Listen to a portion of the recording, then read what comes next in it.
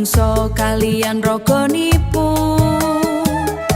loro karone sami pasulayan amargi manungsa kudu nampi lampahing kersanipun Gusti lan boten pareng sela utawi manja.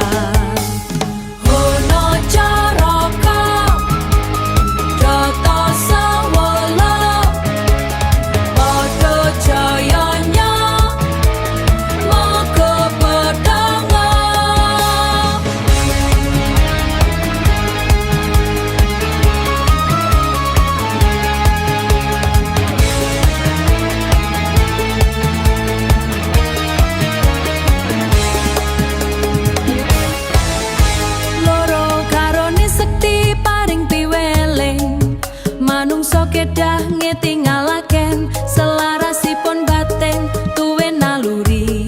saka kabeh tumindakipun loro karone pecah supados manungsa kudu sumarah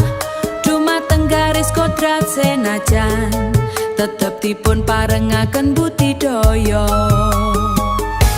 kekalih Jundaka ngasta weleh kanggo manungsa minangka titahing Gusti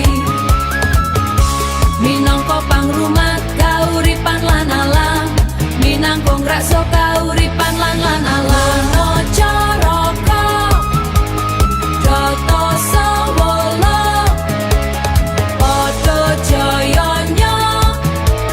moga pedanga titah iku sawijining entitas sing nggadhahi eksistensi madhe dhewe boten kabungkus ing jiwa raga entitas iku sawijining wujud lelembut